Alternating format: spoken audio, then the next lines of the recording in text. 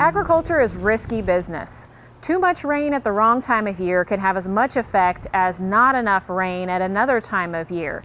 And there are other kinds of risks beyond weather. There's price changes, crop diseases, government policies, and global markets all have an impact on whether or not producers can really make a bottom line in any given year. The U.S. Farm Bill has different programs that help producers manage those risks and uncertainties that they face. The primary programs are in the commodities title and are commonly called the Farm Safety Net. These are the Agricultural Risk Coverage, or ARC programs, and the Price Loss Coverage, or PLC programs.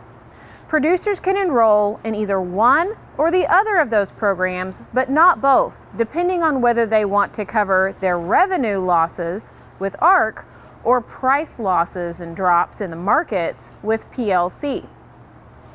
Now, while producers can choose one or the other of these programs, they can combine them with crop insurance with certain limitations. In this video, we're going to dive a little deeper into the ARC and PLC programs in the Farm Bill and find out more details about how they can be used in your operation to help you manage risks. ARC and PLC only apply to certain row crops. You'll need to look at the kinds of crops you can sign up for in your specific county on your farm.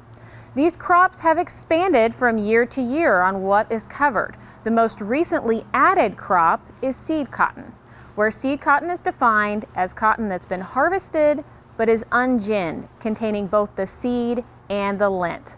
For a full list of covered commodities, talk to your FSA agent in your county. Let's talk about each one of these programs, ARC and PLC, in a little more detail. The ARC program protects against drops in revenue. When the actual farm revenue drops below a guaranteed revenue level, the ARC payment will trigger in your county. The ARC payment is calculated as the difference between the guaranteed revenue and your actual farm revenue multiplied by the base acres in your farm. So let's pause for a minute and talk about what are base acres.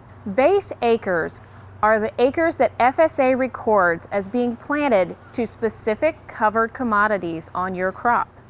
Base acres on record for your farm don't have to match up to the actual planted acres of the commodities that you plant in any given year.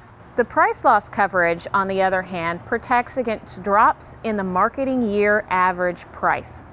When the marketing year average price falls below an effective reference price, a PLC payment will trigger in your county. The PLC payment is calculated as that difference between the marketing year average price and the effective reference price, the yield per acre in your farm, and the base acres on your farm. Farmers that elect to ARC or PLC in the 2019 crop year will be locking in their coverage for 2019 and 2020. However, starting in the 2021 crop year, they'll be able to change their election from ARC to PLC each year for the 2022 and 2023 crop years as well. So what we've gone over today for ARC and PLC is a pretty simple overview of how those payments are calculated. Obviously, there's a lot more detail behind these exact payments. If you would like to look for your farm on whether ARC or PLC would make more sense for you, Oklahoma State University and Kansas State University have worked together to create a decision tool to assist in that decision. This tool is based in Microsoft Excel. It's easy to download and work right from your own home. All you'll need is some of your paperwork for Farm Service Agency. So compare your options and make an informed decision on whether ARC or PLC is right for you to manage the risks on your farm. As always, for more information, you can talk to your local Farm Service Agency office, where they'll give you the exact details and the exact records that you'll need to make this decision.